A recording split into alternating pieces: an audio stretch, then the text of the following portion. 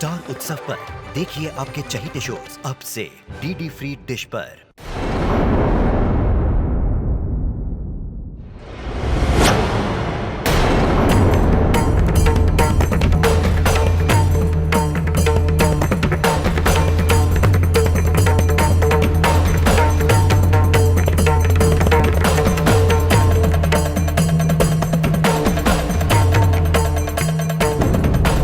क्षमा कीजिए प्रभु, मैंने ही इस मूड को आपकी शरण में भेजा था, किंतु मुझे क्या पता था कि यह ऐसा कर बैठेगा। नहीं देवर्षि नारद, भूल आपकी नहीं, आपने तो इसे वो मार्ग दिखाया था जो इसके उद्धार का मार्ग बन सकता था, किंतु स्वतंत्र इच्छा के नाम पर कोई भी व्यक्ति अपने वरदान का उपयोग करे या दुरुपयोग, ये तो उसी पे निर्भर करता है। शक्ति प्राप्त होने से कोई शक्तिशाली बन जाए ये सत्य नहीं। शक्ति का सम्मान व वहन करने की क्षमता होनी चाहिए,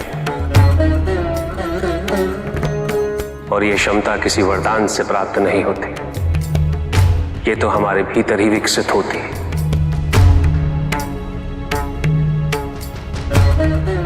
हमारे विचारों से, संस्कार से। तो प्रभु, जो आपकी तपस्या कर आपको प्रसन्न कर लेता है, उसके विचार व कर्म शुद्ध ही होंगे ना। अधिकांश व्यक्ति ईश्वर के प्रति केवल इसीलिए समर्पित रहते हैं ताकि वे अपनी सांसारिक इच्छाओं की पूर्ति कर सकें। उनके विचारों की शुद्धता, उनकी तपस्या केवल भौतिकवाद का माध्यम बन के रह जाती है, उसके परित्याग का नहीं।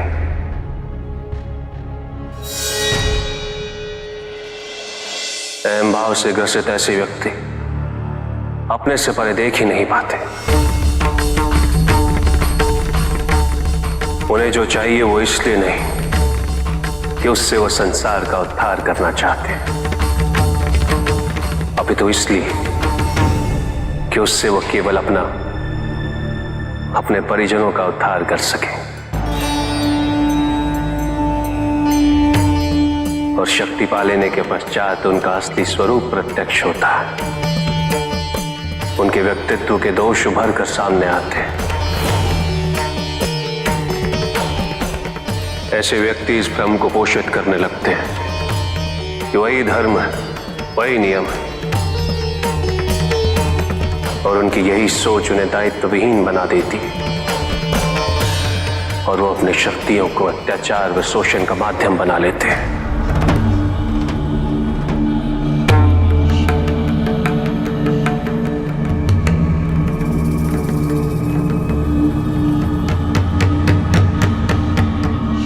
जब जब वरदान को अहित व अन्याय का माध्यम बनाया जाएगा, मैं या नारायण किसी भी रूप में अवतरित होके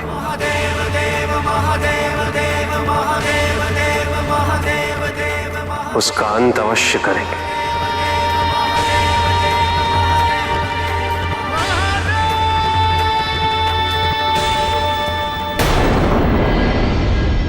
महाराज, महाराज रुक जाइए, महाराज रुक जाइए, ऐसा अनर्थ मत कीजिए, आत्मदाह मत कीजिए महाराज। आपके बिना समस्त असुर अनाथ हो जाएंगे। रुक जाइए महाराज, कोई रोको, कोई कुछ बोलो। नहीं, मेरे पास बस यही एक विकल्प बचा है। मैंने अपने पुत्र और पौत्र की मृत्यु देखी है, और अब मैं अपनी आंखों से असुरों का पतन नहीं देख सकता। इस वृद्धावस्था में मैं प्रतिशोध लेने के योग्य नहीं। तो मेरे परिवार के वो लोग जिन्हें मेरे साथ खड़ा होना चाहिए था, वो मेरा परित्याग कर चुके हैं। मेरा जीवन व्यर्थ है, निरर्थक है ये जीवन। आचार्य कुछ करिए, शीघ्र ही कुछ करिए, नहीं तो पितामह आत्मदाह कर लेंगे। नहीं पितामह रुकिए, रुकिए।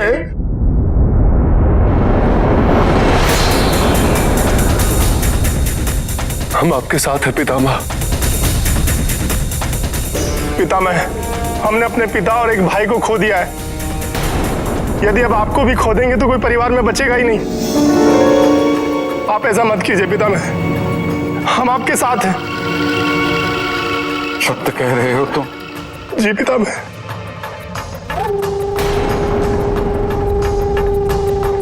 मुझे तुम तीनों से यही अपेक्षा थी।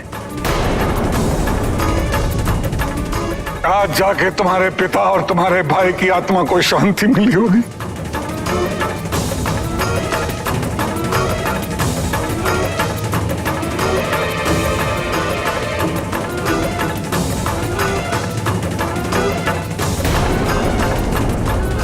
देख रहे हो शिव, तुम्हारे चंगुल से निकाल लिया मैंने अपने पौत्रों को। अब हम तुम्हें बताएंगे प्रतिशोध क्या होता है।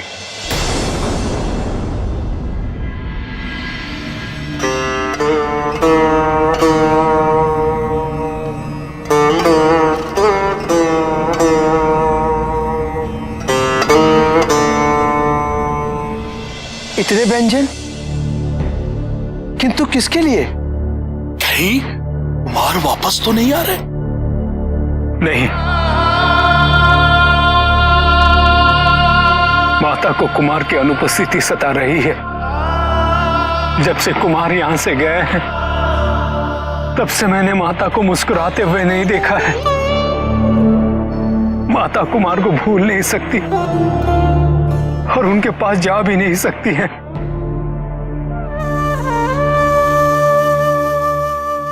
कार्तिकेय, देखो भोजन तैयार।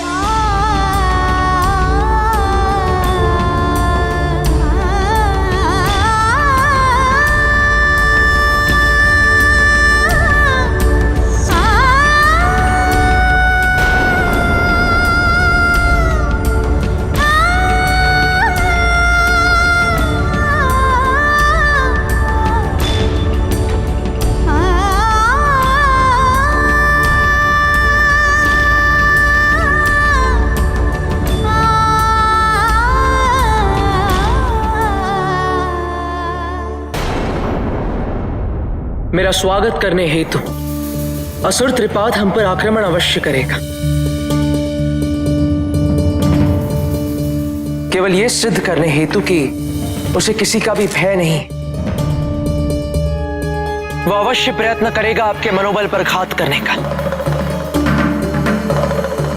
और इसलिए हमें जितना शीघ्र हो सके प्रशिक्षित होना होगा, सुनियोजित होना होगा।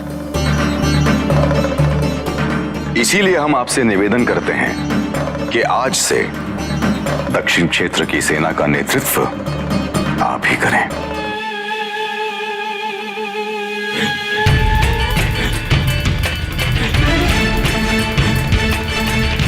तो ठीक है, आज से ही असुरों के विनाश की प्रक्रिया आरंभ होती है। यदि आपकी अनुमति हो तो क्या हम आपको मुरुगन के नाम से पुकार सकते हैं? मुरुगन? जी, रक्षा करने वाला, न्याय दिलाने वाला, असुरों का वध करने वाला मुरुगन। सेनापति मुरुगन,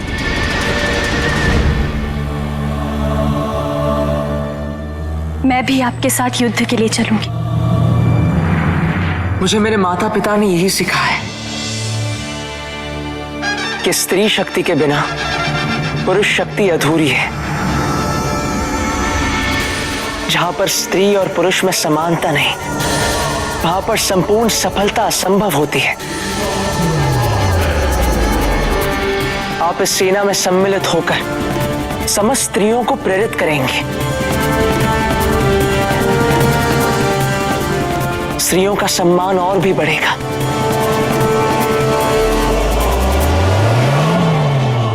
क्या आप प्रशिक्षण हेतु तत्पर हैं?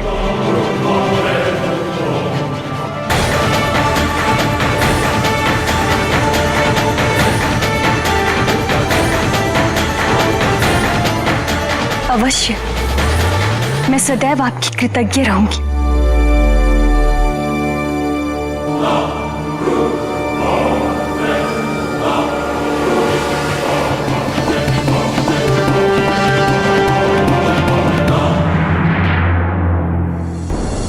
आने वाले समय में हम सबकी भूमिका व सामर्थ्य को चुनौती देने का प्रयत्न किया जाएगा। चिंता का विषय यह भी है नारायण कि इस बार उस समय का आगमन निर्धारित अवधि से पूर्व हो रहा है।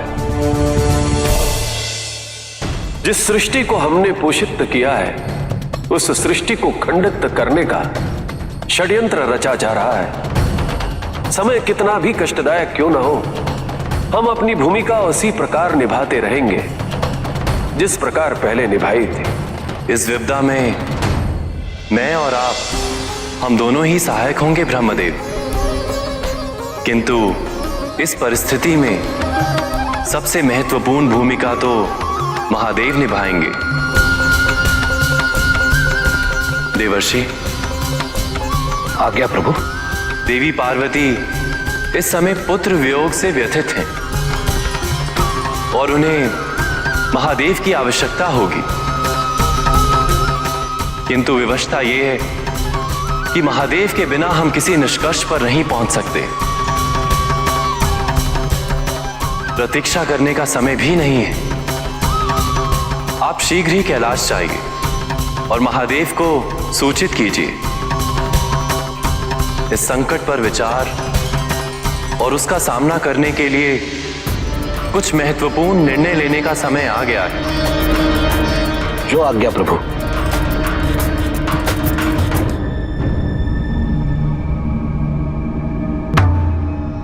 अब हमें कहाँ ले जा रहे हैं स्वामी?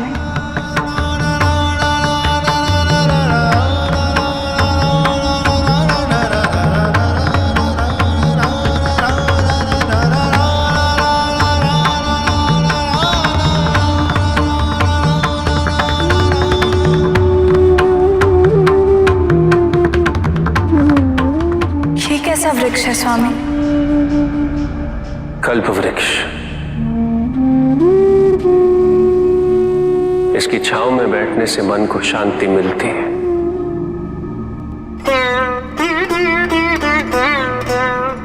क्या किसी वृक्ष की छांव इतनी घनी हो सकती है कि पुत्र के वियोग के ताप को शांत कर सके?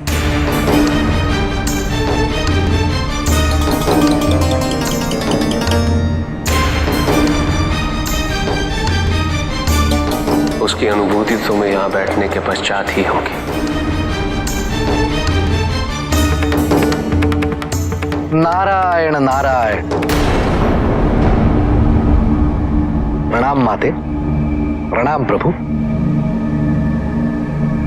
विघ्न उत्पन्न करने के लिए क्षमा प्रार्थी हूं माते, किंतु मैं भगवान विष्णु के आदेशानुसार महादेव को एक विशेष सूचना देने आया हूं। कहिए देवर्षि नारद। प्रभु, भगवान विष्णु तथा पिता ब्रह्मदेव ने आपको एक अति आवश्यक कार्य हेतु आमंत्रित किया है। अवश्य। यहां से प्रस्थान की आज्ञा दीजिए प्रभु, और मुझसे कोई भूल हो गई हो तो क्षमा कर दीजिए। नारायण नारायण।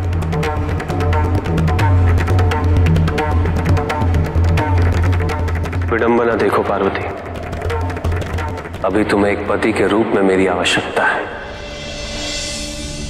और उधर संसार की रक्षा करने हेतु मेरा उस बैठक के लिए प्रस्थान करना अनिवार्य है। आवश्यक और अनिवार्य में अनिवार्य को प्राथमिकता दीजिए स्वामी। आप जिस समस्या का समाधान करने जा रहे हैं वो हमारे दुख से अधिक महत्व रखता है। हमारी पीड़ा निजी है और आप जिस समस्या का समाधान करने जा रहे हैं उससे समस्त संसार प्रभावित होगा। आप अवश्य जाइए स्वामी।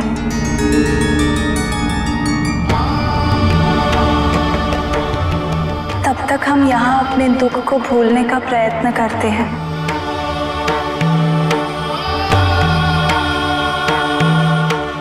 पार्वती, यदि तुम चाहती तो एक पत्नी के अधिकारों का उपयोग कर इस दुख के समय में मुझे अपने पास रहने के लिए आग्रह कर सकती थी, किंतु तुमने संसार के दुख को अपने निजी दुख से अधिक महत्व देने के पश्चात ये पुनः सिद्ध कर दिया कि क्यों तुम्हें जगत जननी कहा जाता है।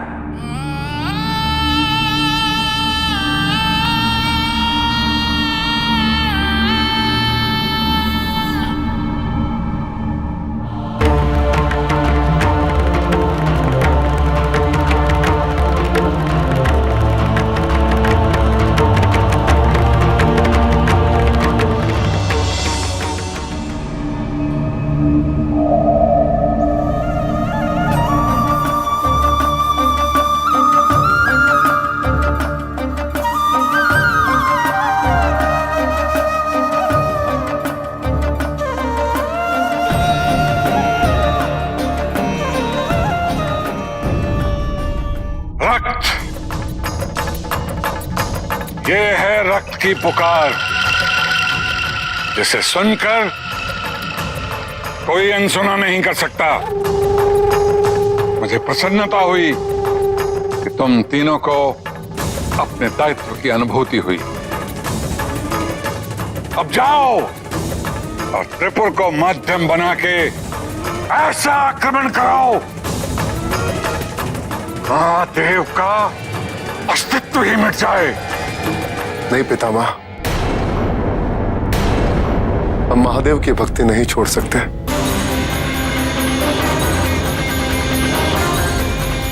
और तुम तीनों ने वचन दिया था मुझे।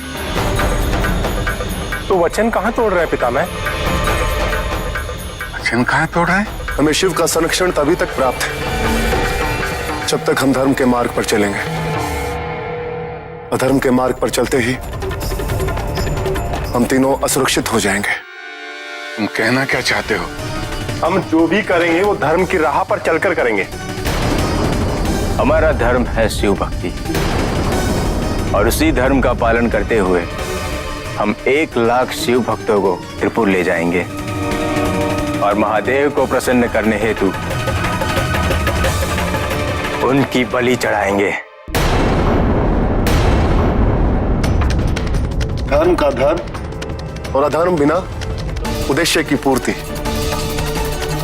और इससे महादेव अपना दिया हुआ वरदान वापस भी नहीं ले पाएंगे। उत्तम, अति उत्तम। आपके भक्त ये कैसा षड्यंत्र रच रहे हैं महादेव? ये तीनों तो अत्यंत पाखंडी निकले।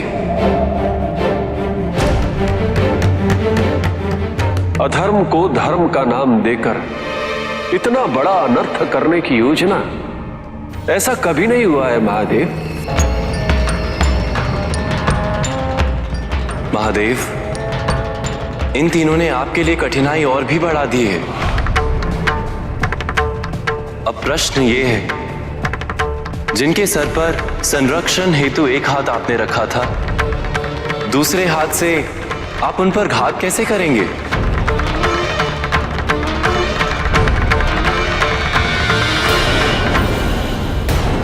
कोई अपनी उन्नति,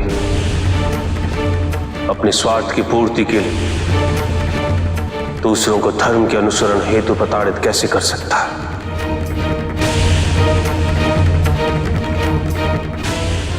कैसे विवश कर सकता है कोई? ये पाप है, अधर्म है।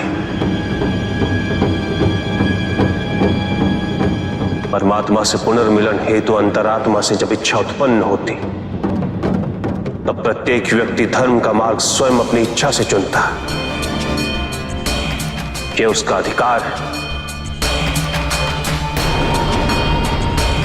भक्ति को, धर्म को जब भी कोई आडंबर बनाएगा, यदि कोई मेरे नाम का दुरुपयोग करे, उसे शोषण का माध्यम बनाए, मैं उसे कभी क्षमा नहीं करूंगा।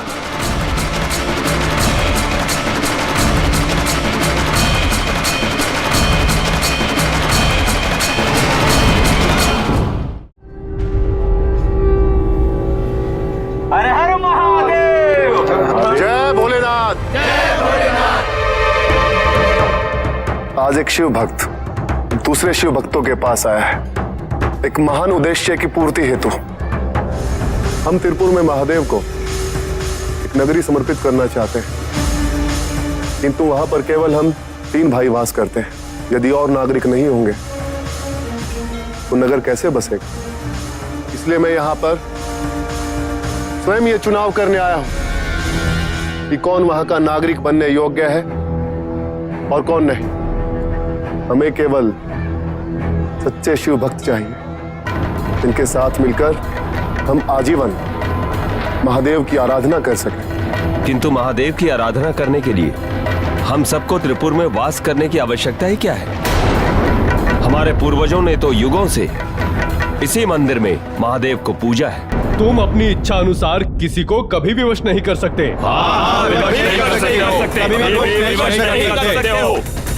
मैं कर सकता हूं, मैं कुछ भी कर सकता हूं।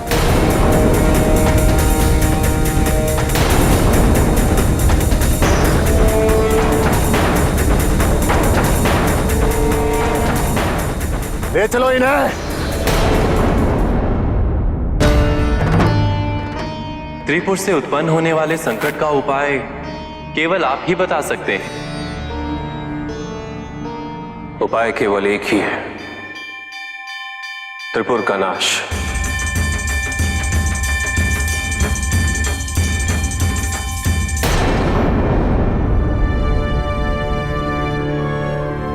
ले चलो सबको।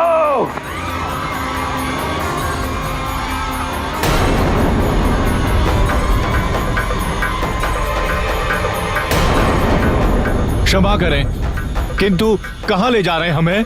त्रिपुर। त्रिपुर? वहां क्यों? महादेव की मूर्तियां बनवानी है हमें वहां। आप अपनी आवश्यकता बता दीजिए, हम यही मूर्तियां बनवा देंगे, आप आकर ले जाइएगा। हम अपने परिवार और अपनी भूमि छोड़कर नहीं जाएंगे। महादेव की सेवा करने से मना कर रहे हो पाखंडियों? ले चलो सबको।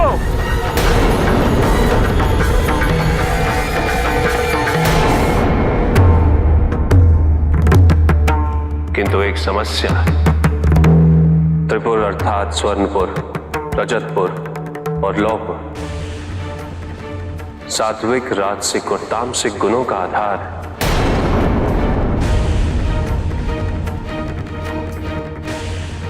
यदि एक पुर का नाश किया तो शेष 2 पुरों से तीसरा पुर पुनः निर्मित हो जाएगा, क्योंकि रजस से सत्व जन्म लेता है, सत्व से तमस और तमस से रजस।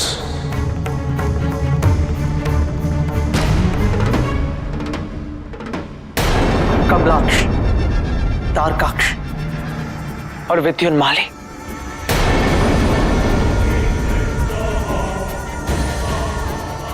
ये वही भूल करने जा रहे हैं जो एक समय मैंने की थी। पिताजी को ना समझने की भूल। इन्होंने तो अपने आराध्य के विरुद्ध ही युद्ध आरंभ कर दिया है और उन पर ही आक्रमण करने का दुस्साहस कर रहे हैं। भगवान और भक्त के संबंध को कलंकित कर दिया इन तीनों भाइयों ने।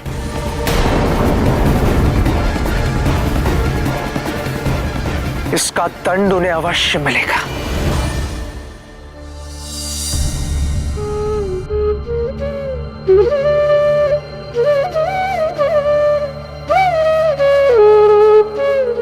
स्वामी ने कहा था कि इस वृक्ष की छांव में हमारा मन शांत होगा।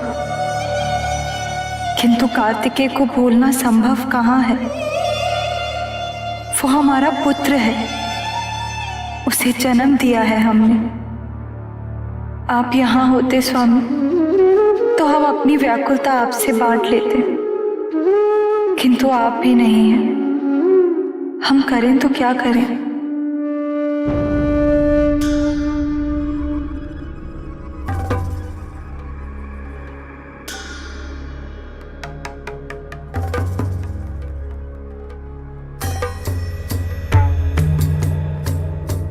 प्रणाम माते।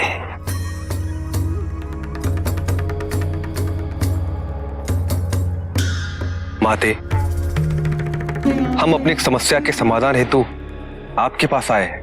कहिए ऋषि भृगु, हम आपकी सहायता अवश्य करेंगे। माते, असुरों और देवताओं का युद्ध सदैव चलता रहेगा। महादेव, भगवान विष्णु, ब्रह्मदेव, इनके होते हुए हमें सुरक्षा की चिंता करने की कोई आवश्यकता नहीं।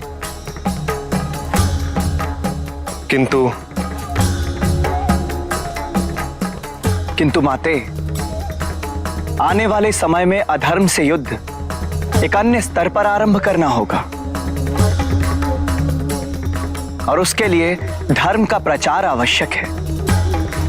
धर्म को जीवित रखने हेतु उसे मनुष्यों तक पहुंचाना अनिवार्य है। माते, आप हमसे क्या अपेक्षा रखते हैं?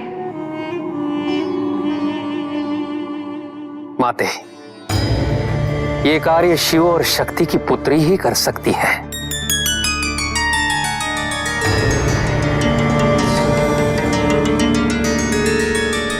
पुत्री?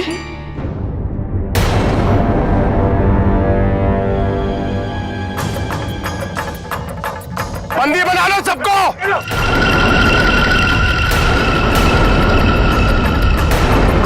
अरे हमें बंदी क्यों बनाया जा रहा है? आखिर हमारा अपराध क्या है? तुम सब शिव भक्तों की भक्ति से प्रसन्न होकर हम तुम्हें अनाज उगाने जैसे व्यर्थ के कार्यों से मुक्त कराने आए हैं, ताकि तुम सब त्रिपुर में रहकर भगवान शिव की आराधना कर सको। हम अनाज नहीं उगाएंगे तो प्रजा खाएगी क्या? सबका पोषण कैसे होगा? प्रजा की चिंता महादेव पर छोड़ो।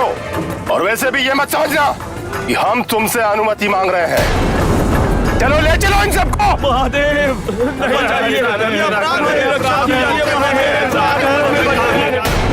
विकल्प केवल एक ही है नारायण। तीनों पुरों का अर्थात तीनों गुणों का एक साथ विनाश। किंतु तीनों का विनाश तो तभी संभव है जब वो तीनों एक रेखित हो। तारकश, विद्युन्माली और कमलाक्ष इस तथ्य से भली भांति अवगत हैं। वे तीनों पुरों को एक रेखित नहीं होने देंगे।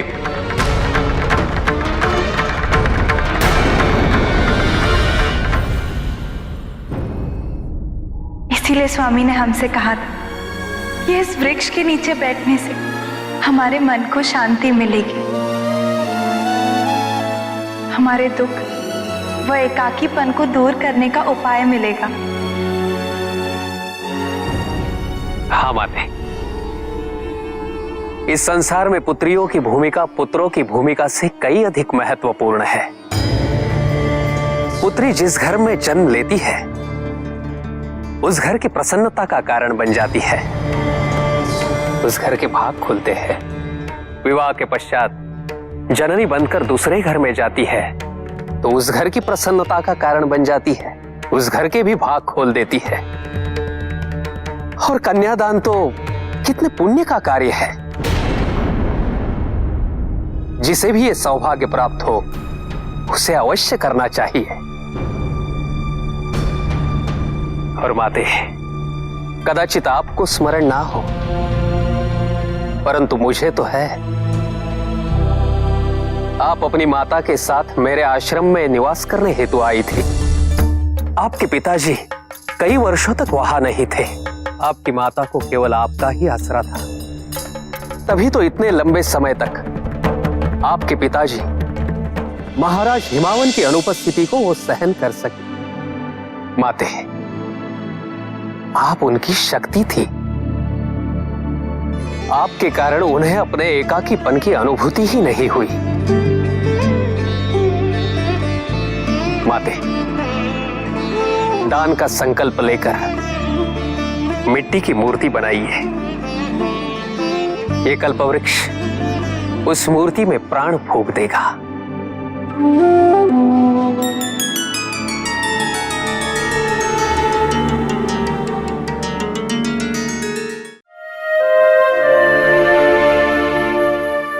स्वामी,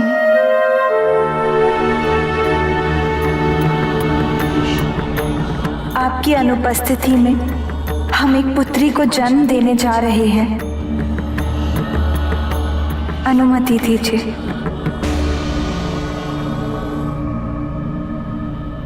मैं अनुमति देता हूं पार्वती। हमारी पुत्री का जन्म उस महान उद्देश्य के लिए होगा जिसमें जन कल्याण निहित है।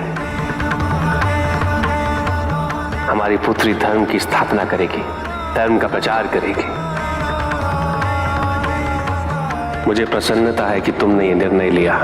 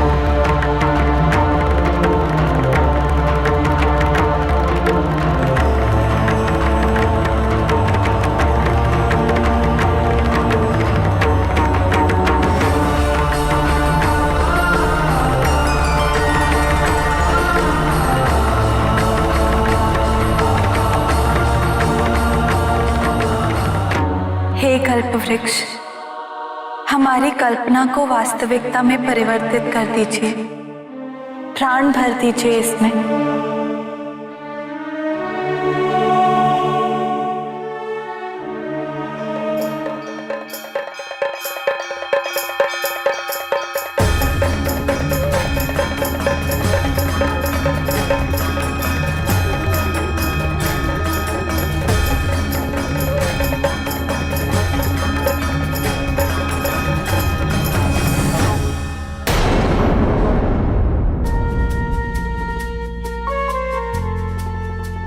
माँ,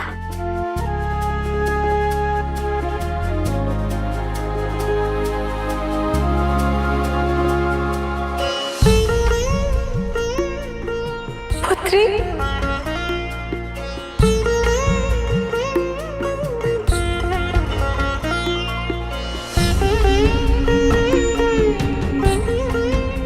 हमारी पुत्री।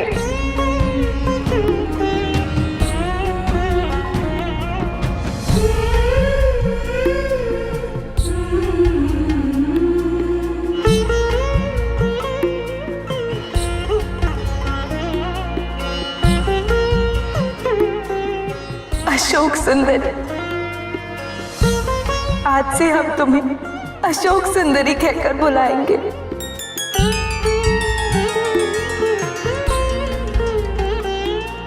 तुमने एक ही क्षण में हमारे सारे दुख दूर कर दिए, सारा एकाकीपन दूर कर दिया।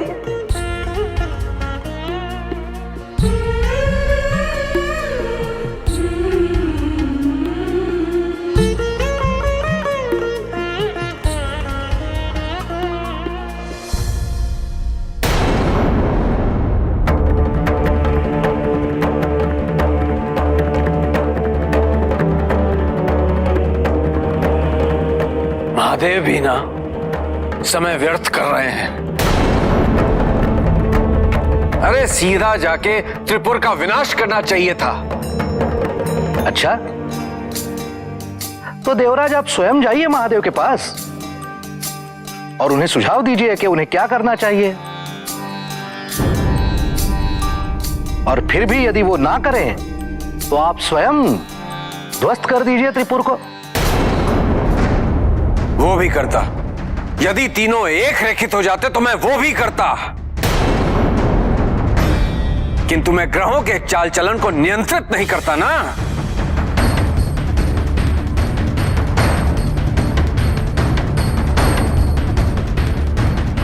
किंतु अपनी जिह्वा के चाल चलन को तो नियंत्रित कर सकते हैं आप। देवराज, यदि कुछ भी करने का सामर्थ्य ना हो तो मौन रहना ही उचित होता है, और विशेषकर जब आप महादेव के विरोध में टिप्पणी कर रहे हो तो सावधान रहिएगा। कहीं उन्होंने सुन लिया तो इसके परिणाम आपके लिए हितकारी नहीं होंगे देवराज।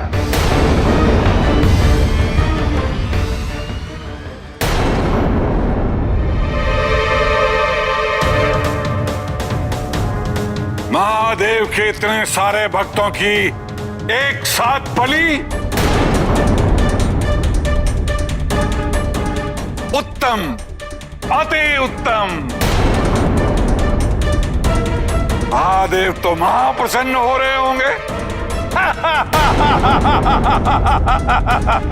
ले जाओ इन सबको त्रिपुर। नहीं, कोई नहीं जाएगा।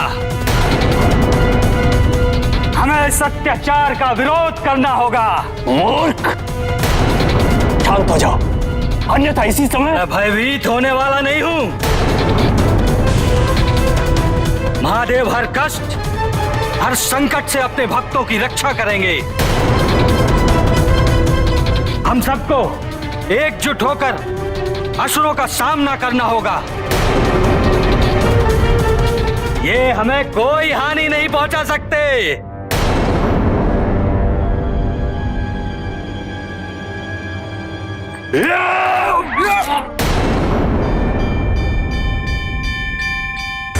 शिव का नाम लेके त्रिपुर जाना चाहते हो या शिव का नाम लेके मरना चाहते हो? शिव का नाम लेके मृत्यु को पाना हमारे लिए हर्ष की बात होगी, किंतु हम त्रिपुर नहीं जाएंगे। नहीं जाएंगे, नहीं जाएंगे, हम त्रिपुर नहीं जाएंगे, त्रिपुर नहीं जाएंगे, हम नहीं जाएंगे, हम त्रिपुर नहीं जाएंगे, त्रिपुर नहीं जाएंगे, हम नहीं जाएंगे, हम त्रिपुर नहीं जाएंगे। ओम नमः शिवाय, ओम नमः शिवाय, ओम नमः शिवाय, ओम नमः शिवाय, ओम नमः शिवाय, ओम नमः शिवाय, ओम नमः शिवाय, ओम नमः शिवाय, ओम नमः शिवाय, ओम नमः शिवाय, ओम नमः शिवाय, ओम नमः शिवाय, ओम नमः शिवाय, ओम नमः शिवाय।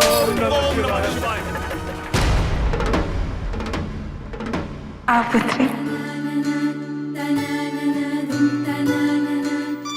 ये है ऋषि दधीची, ऋषि कश्यप,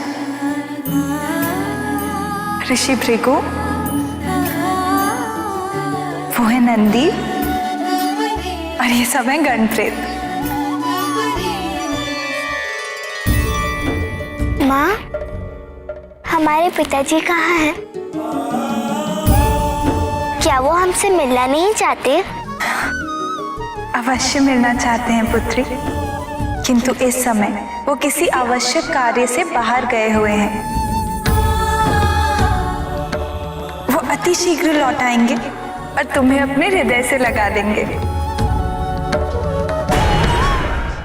ओम नमः शिवाय, ओम नमः शिवाय, ओम नमः शिवाय, ओम नमः शिवाय, ओम नमः शिवाय, ओम नमः शिवाय, ओम नमः शिवाय, ओम नमः शिवाय, ओम नमः शिवाय, ओम नमः शिवाय। महादेव,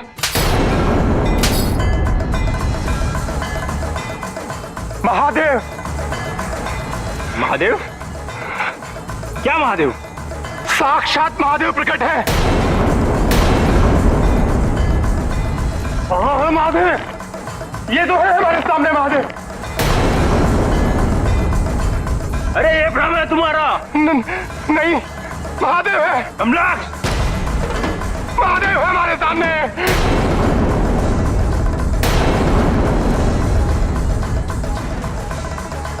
ये महादेव की माया है, वो अवश्य आए होंगे हमारी रक्षा हेतु।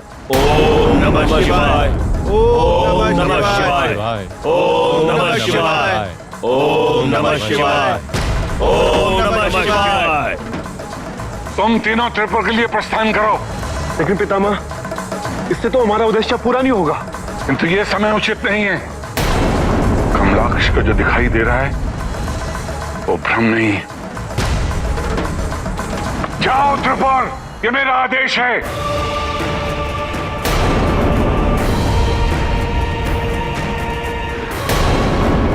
ओम नमः शिवाय।